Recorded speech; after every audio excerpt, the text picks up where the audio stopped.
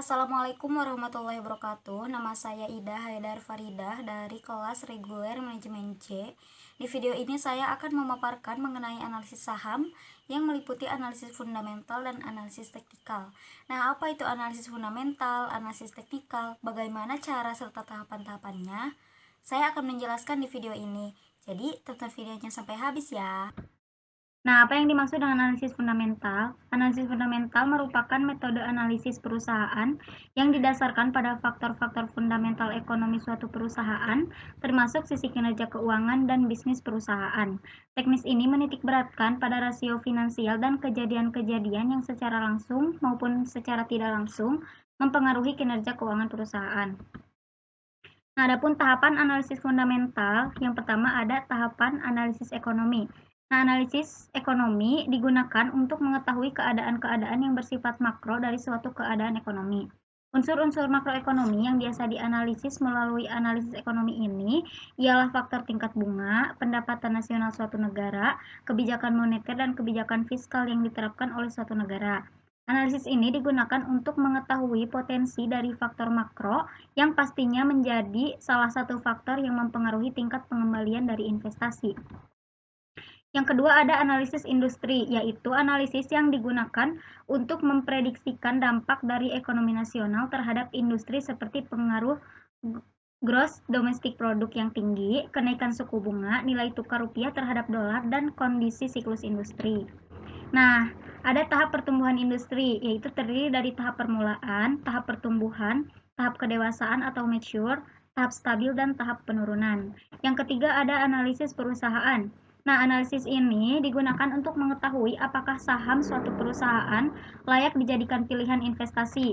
Hasil analisis perusahaan harus bisa memberikan gambaran tentang nilai perusahaan, karakteristik internal, kualitas dan kinerja manajemen, serta prospek perusahaan di masa yang akan datang.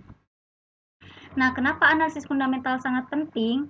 Nah, karena analisis fundamental yang pertama untuk mengetahui kualitas bisnis atau saham yang dibeli. Jadi, sebelum kita berinvestasi, kita harus mengetahui apakah kualitas bisnis atau kualitas saham yang kita beli bagus atau tidak untuk jangka pendek dan jangka panjang. Yang kedua, agar lebih matang dalam berinvestasi, artinya tidak ada keraguan. Dan yang ketiga, supaya tahu nilai dan kualitas suatu saham dan juga agar mendapat keuntungan yang besar. Nah, selanjutnya bagaimana menganalisa fundamental dan apa saja toolsnya? Yang pertama yaitu laporan keuangan. Nah, biasanya di perusahaan publik biasanya mengeluarkan laporan per 3 bulan sekali untuk menggambarkan kondisi keuangan dan pertumbuhan bisnis. Nah, kita harus mempelajari laporan keuangan tersebut untuk menganalisis fundamental. Yang kedua ada laporan tahunan. Nah, sama seperti laporan keuangan, biasanya perusahaan publik juga mengeluarkan laporan tahunan yang memuat kinerja perusahaan tersebut selama 1 tahun terakhir dan menggambarkan kondisi bisnis yang terbaru. Yang selanjutnya, berita dan rilis perusahaan. Nah, berita dan rilis perusahaan bisa kita lihat di website di perusahaan yang kita tertarik untuk kita investasi di dalamnya. Misal nih, kita akan berinvestasi di perusahaan Telkom. Nah, kita buka webnya secara online. Nah, di sini sudah lengkap informasinya mengenai perusahaan tersebut. Nah, karena perusahaan yang aktif akan mengeluarkan informasi dan presentasi secara rutin. Nah, di sini kita lihat ada profil, mencakup profil dan riwayat singkat, dewan komisaris, direksi, dan lain-lain. Yang selanjutnya ada hubungan investor, CSR, GCG, berita, dan lainnya. Nah, yang selanjutnya kita bisa melakukan analisa fundamental mengenai saham yang kita punya melalui berita media seperti Kontan, NCBC, dan lain-lain. Nah, selain itu, kita juga bisa menganalisa fundamental mengenai beberapa website, yaitu seperti Yahoo Finance, Google Finance, dan TradingView. Nah, yang selanjutnya elemen analisa fundamental. Elemen yang pertama ada manajemen dan kredibilitas, yang mencakup faktor kejujuran dan track record. Nah, jadi sebelum kita berinvestasi di suatu perusahaan atau sebelum kita membeli saham, kita harus memilih perusahaan yang bagus. Nah, memang tidak ada perusahaan yang sempurna, pasti memiliki kekurangan, tapi setidaknya kita bisa menilai apakah perusahaan tersebut citranya bagus di masyarakat atau tidak. Nah, kita harus memilih perusahaan dengan faktor kejujuran yang bagus. Nah, kita juga harus mempelajari profil jajaran direksi dan komisarisnya. Nah, hal tersebut kita bisa lihat juga tadi di website yang tadi, atau bisa kita lihat di sini. Nah, misal kita mau melihatnya di sini.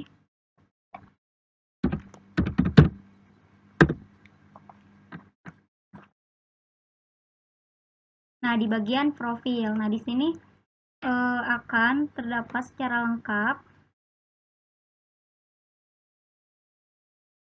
alamat, nomor kontak, website, dan di sini terdapat direksi dan jajaran komisarisnya secara lengkap. Nah, yang selanjutnya berita-berita di media. Nah, jadi kan kita melihat bagaimana perusahaan tersebut apakah diberitakan dengan berita-berita baik atau berita-berita buruk. Nah, yang selanjutnya track record perusahaan dari laporan tahunan dan laporan juga analisa keuangan.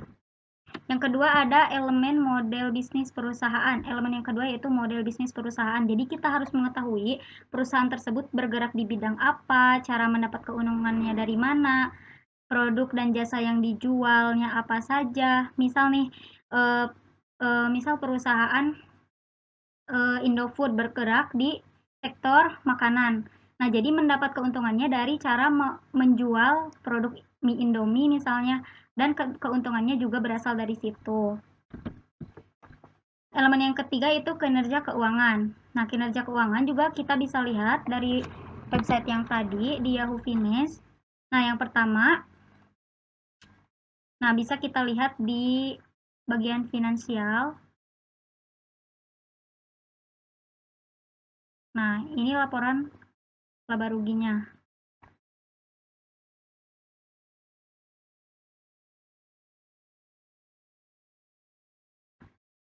Nah, yang pertama laporan laba rugi.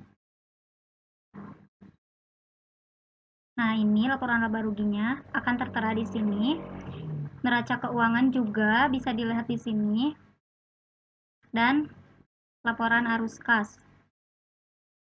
Nah, ini laporan arus kas dari perusahaan Telkom.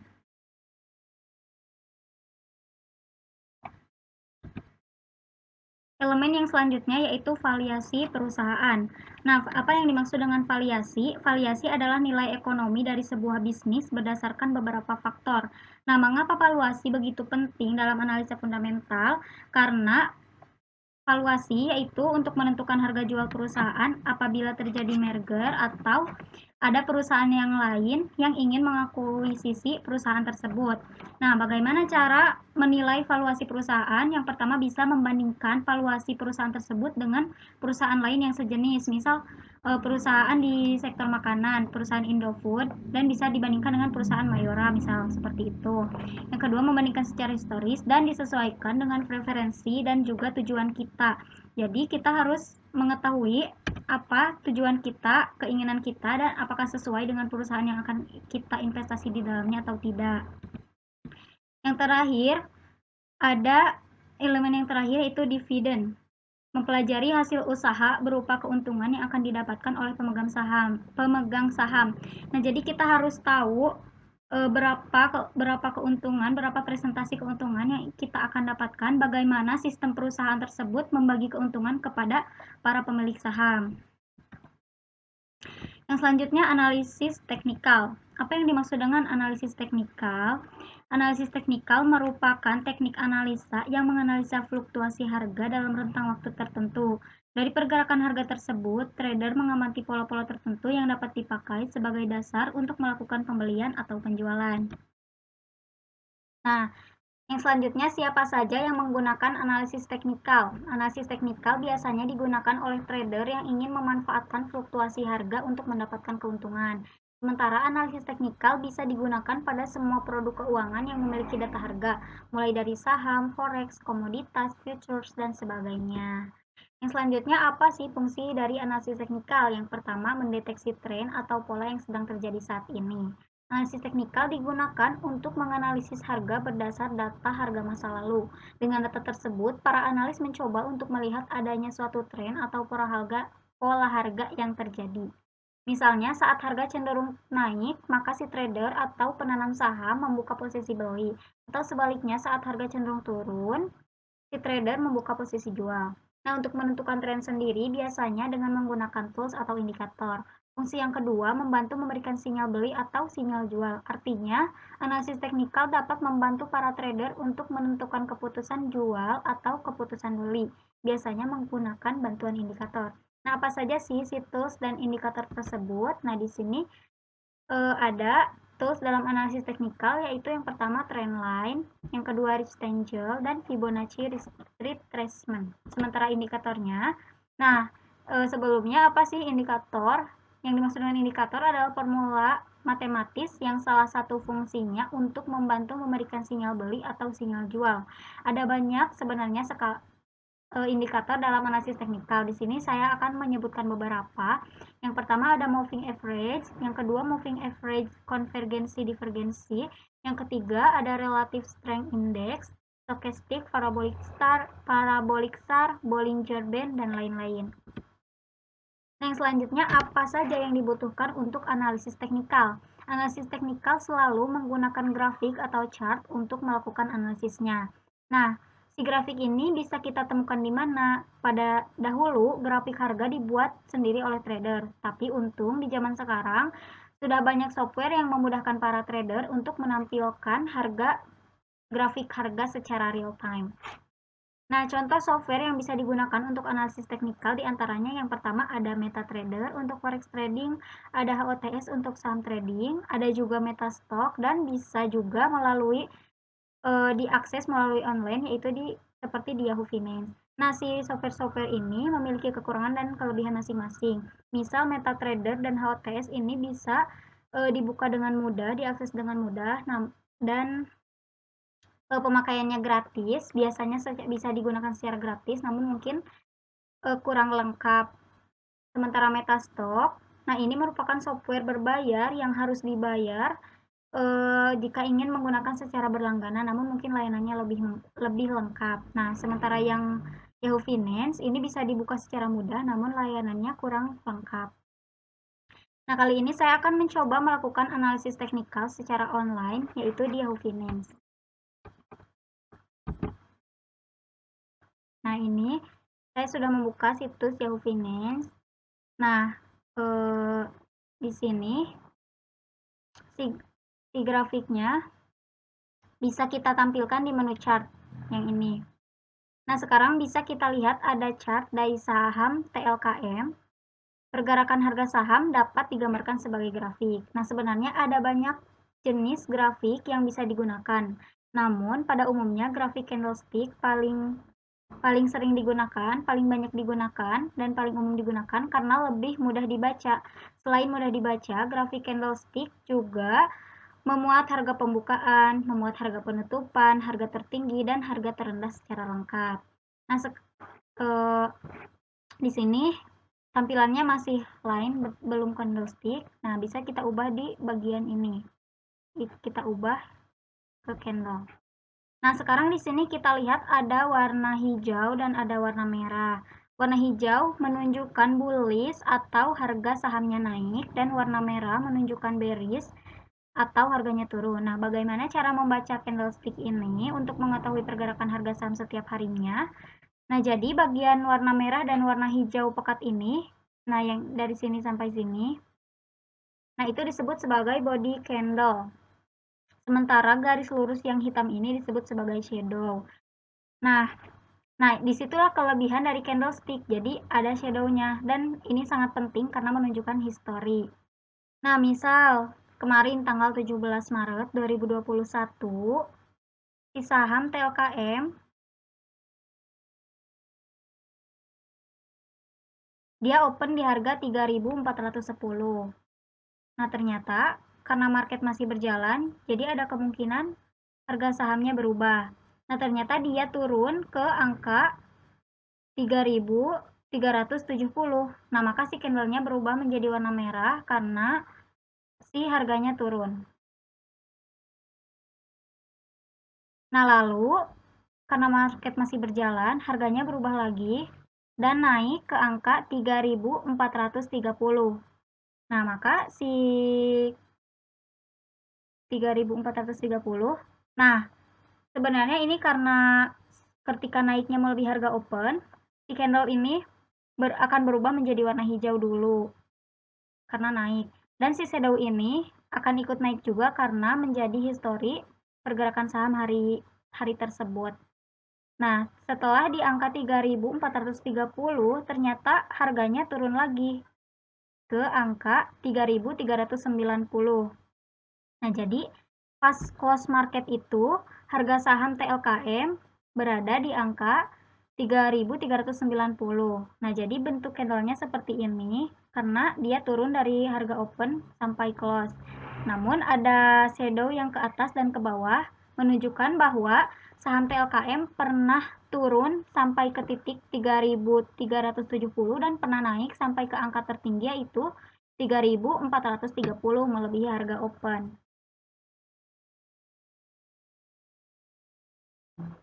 Nah, jadi begitulah cara untuk membaca candlestick. Nah, sedikit informasi bahwa candlestick yang saya jelaskan atau saya tampilkan sekarang itu menggunakan time frame yang one day. Nah, yang artinya bahwa si saham akan keluar candle setiap hari, jadi menunjukkan pergerakan saham, perubahan harga saham setiap hari.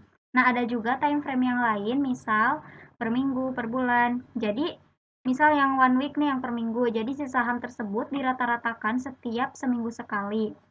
Begitupun yang one month, one year, dan seterusnya. Jadi, menunjukkan bahwa harga saham tersebut dirata-ratakan per waktunya. Kalau misal 1 bulan sekali berarti di sininya akan misal di sini Januari, Februari, Maret, dan seterusnya. Nah, jadi itulah pembahasan mengenai cara membaca candlestick untuk analisis teknikal. Nah, sekian pemaparan dari saya mengenai analisis saham yang meliputi analisis fundamental dan analisis teknikal. Mohon maaf atas segala kekurangan. Semoga video ini bermanfaat. Terima kasih. Wassalamualaikum warahmatullahi wabarakatuh.